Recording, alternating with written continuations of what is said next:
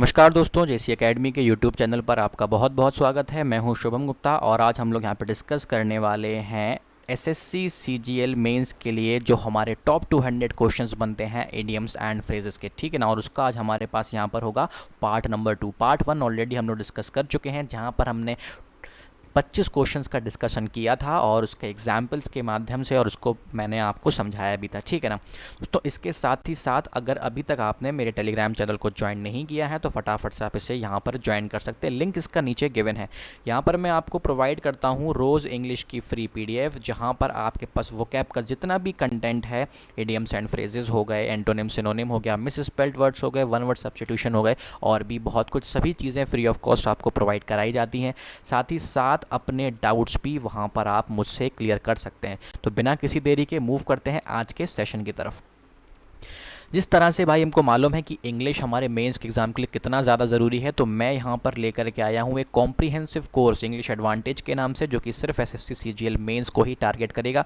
30+ hours का ये course है, जिसमें असाइनमेंट और लेक्चर की पीडीएफ आपको मिलेगी। मीडियम इसका बाइलिंगुअल रहेगा। 1000 से क्वेश्चन आपसे ज़्यादा क्वेश्चन आपको यहाँ पर कराए जा रहे हैं, जो कि विथ एक्सप्लेनेशन आपको प्रोवाइड कराए जाएंगे। डाउट क्लासेस भी आपकी यहाँ पर ली जाएंगी। वैसे तो ये कोर्स दोस्तों 1999 का है, लेकिन आप हमारी वेबसाइट पर विजिट करें या आप हमें इस नंबर पे कॉल भी कर सकते हैं।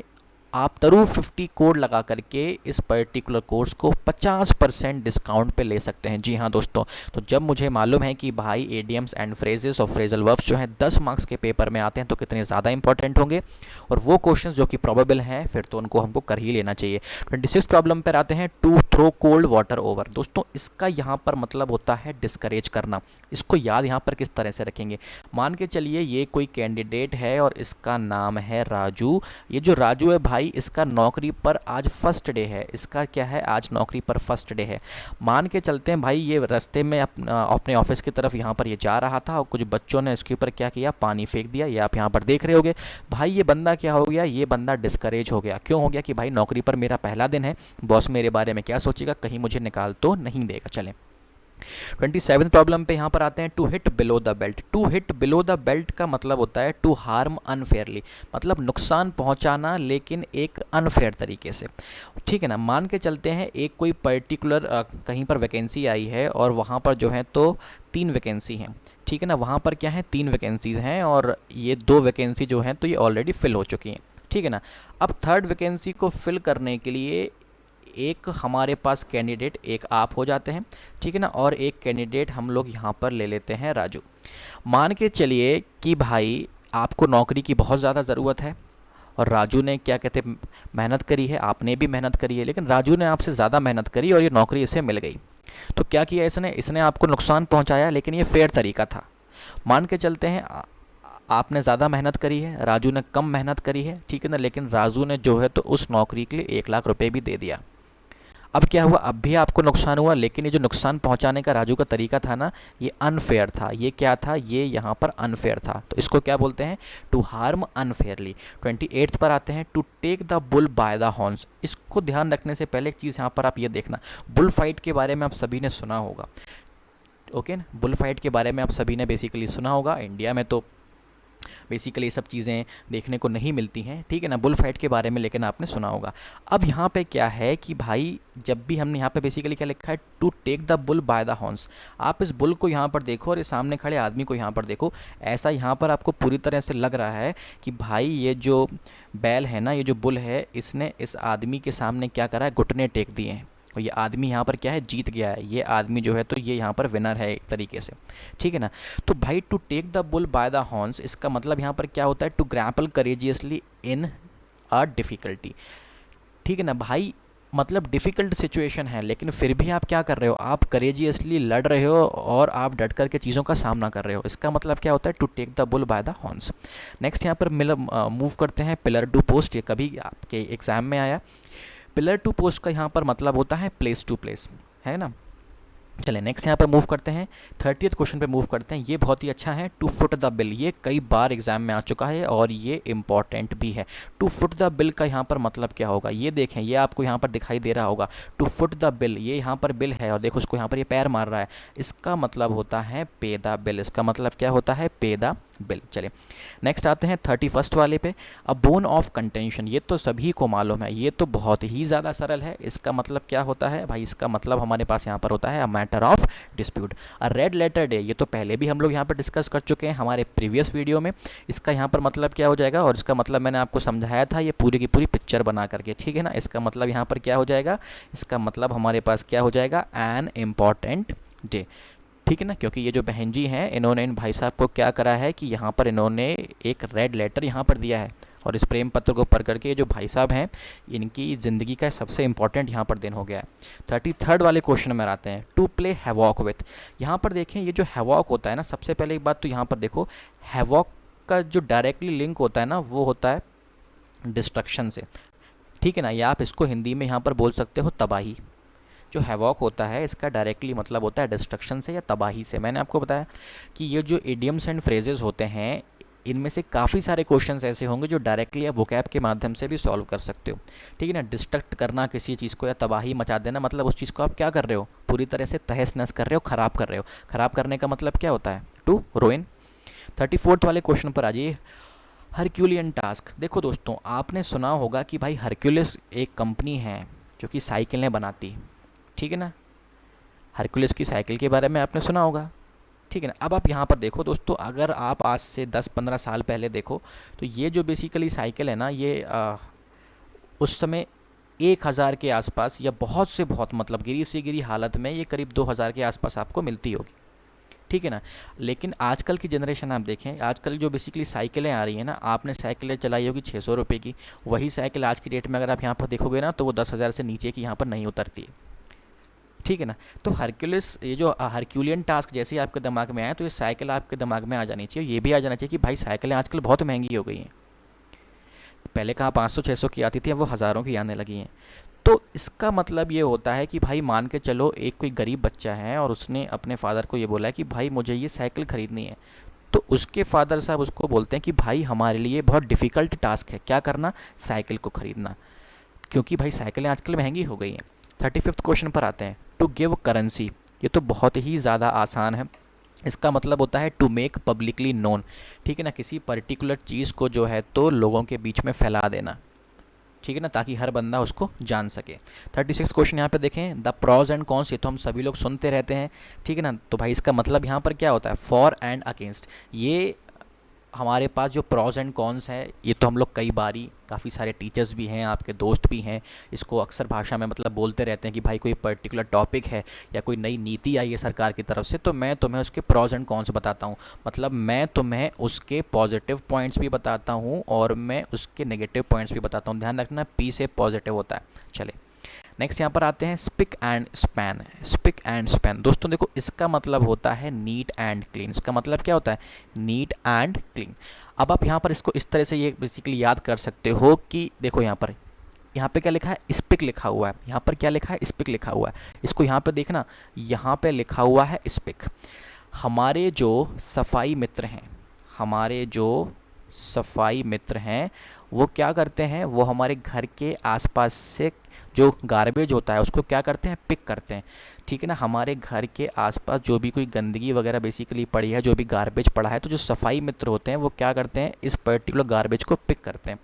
तो भाई वहाँ पे सराउंडिंग्स कैसी हो जाती हैं, नीट एंड क्लीन हो जाती हैं। इस तरह से आप इसको यहाँ पे ध्यान रखें। 38 देखें, to pull strings. To pull strings, ये तो बहुत ही ज़्यादा आसान है और इम्पॉर्टेंट भी है। इसका मतलब होता है टू एक्सर्ट हिडन इन्फ्लुएंस, ठीक है ना। देखो यहाँ पर एक्सर्ट का मतलब होता है फोर्स लगाना। इसका मतलब क्या होता है, इसका मतलब होता है फोर्स लगाना, टू पुल द स्ट्रिंग्स। और ये जो पुल यहाँ पे लिखा है भाई, ये भी आपको बेसिकली पता होगा, ये इसका रिलेशन डायरेक्टली किससे है, फोर्स से है। तो कई बारी क्या होता है कि काफ़ी सारी ऐसी चीज़ें ऑफ इडियम्स एंड फ्रेजेस ऐसे आपके सामने आएंगे जहाँ पर आप चीज़ों को लिंक भी कर सकते हो। हर वैरायटी के क्वेश्चंस मैं यहाँ पर डाल रहा हूँ। यहाँ पर क्या है, टू एक्सर्ट हिडन इन्फ्लुएंस, ठीक है ना, ये इसका यहाँ पर मतलब निकलने वाला है। 39 क्वेश्चन पे आते हैं, टू ब्रेक द आइस। इसका मतलब यहाँ पर क्या होगा, टू ब्रेक द आइस का यहाँ पर मतलब होता है टू कमेंस एन इंटरेक्शन। ठीक है ना, इसको बहुत आसान शब्दों में मैं यहाँ पर लिख देता हूँ। इसको मैं यहाँ पर बेसिकली लिख रहा हूँ टू ब्रेक द साइलेंस। मतलब इस तरह से आप यहाँ पर मान के चलिए कि भाई एक कोई कमरा है, ठीक है ना, उसमें एक आदमी ये बैठा है, इसको हम लोग बोल देते हैं कि भाई एक आदमी ये है और एक आदमी यहाँ पर ये है, ये लोग बहुत देर से कुछ भी बोल ही नहीं रहे हैं। ठीक है ना, ये लोग बहुत देर से कुछ बोल ही नहीं रहे हैं एक दूसरे से। फिर क्या होता है, एक और आदमी होता है सी, वो इनके पास में जाता है, वो इनसे बोलता है भाई ब्रेक द आइस, क्या करो आइस को ब्रेक कर दो। इसका मतलब क्या है कि भाई आपस में तुम लोग कुछ भी बात नहीं कर रहे हो, कम से कम इंटरेक्शन तो चालू करो, एक दूसरे से बोलना तो चालू करो। जो साइलेंस यहाँ पर बना है, जो शांति बनी है, उस शांति को भंग तो करो, यहाँ पर कुछ बोलना तो चालू करो। 40th क्वेश्चन देखें, to keep the wolf away from the door. इसका मतलब यहाँ पर क्या होता है दोस्तों, इसका यहाँ पर मतलब होता है टू अवॉइड एक्सट्रीम पॉवर्टी। मतलब जो बहुत ही ज़्यादा गरीबी के दिन है ना, उनको क्या करना, उनको अवॉइड करना। To keep the wolf away from the door.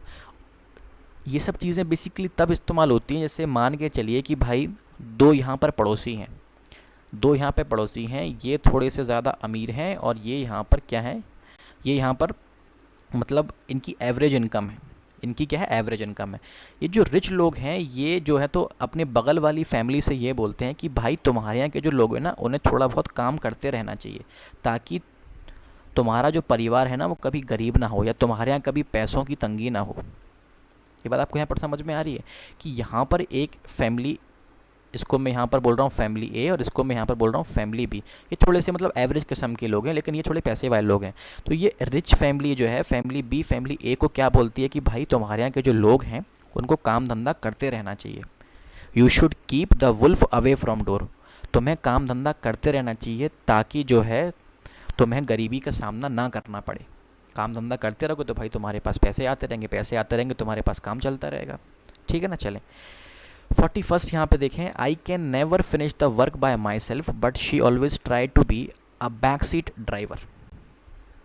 इसका मतलब यहाँ पर क्या है, वो यहाँ पर ये बोल रहे हैं कि भाई मैं खुद से काम कर सकता हूँ, लेकिन जो बैक सीट ड्राइवर होता है ना, इसका मतलब बेसिकली क्या होता है, आपने देखा होगा कि भाई कभी कभार जब हम लोग कार वगैरह में जाते हैं ना, तो एक तो यहाँ पर होता है ड्राइवर, ओके, एक बंदा जो होता है वो ड्राइवर के पीछे बैठा होता है और वो ड्राइवर को गाइडेंस देता ही रहता है कि भाई ऐसे नहीं चलाओ, ऐसे नहीं चलाओ, ऐसे नहीं चलाओ। आपने पीकू मूवी देखी होगी ना, पीकू मूवी आपने देखी होगी, तो ये जो बेसिकली ड्राइवर है ना, ये है इरफान खान साहब, ये जो पीछे यहाँ पर बैठे हैं ये हैं अमिताभ बच्चन जी। ठीक है ना, तो ये यहाँ पर आ रहा है, तो ये यहाँ पर क्या बोल रहे हैं कि भाई जो ड्राइवर होता है ना, आपने देखा होगा ड्राइवर के पीछे कोई एक आदमी जब बैठ जाता है ना, उसको वो मतलब उसको गाइड करता रहता है कि ऐसे नहीं चलाओ, ऐसे नहीं चलाओ, इस तरह से करके। तो यहाँ पर ये बोल रहा है कि भाई मैं तो काम कर सकता हूँ खुद से, लेकिन वो एक औरत है, वो बेसिकली क्या बनने की कोशिश करती है, back seat driver, back seat driver. इसका मतलब क्या है कि भाई मैं काम तो कर सकता हूँ, लेकिन वो क्या करती है, वो एक ऐसी इंसान है जो अनवांटेड एडवाइस देती रहती है, मतलब बिना फालतू की एडवाइस देती रहती है। ओके चलें 42nd प्रॉब्लम पे मूव करते हैं। Some shots were fired at random.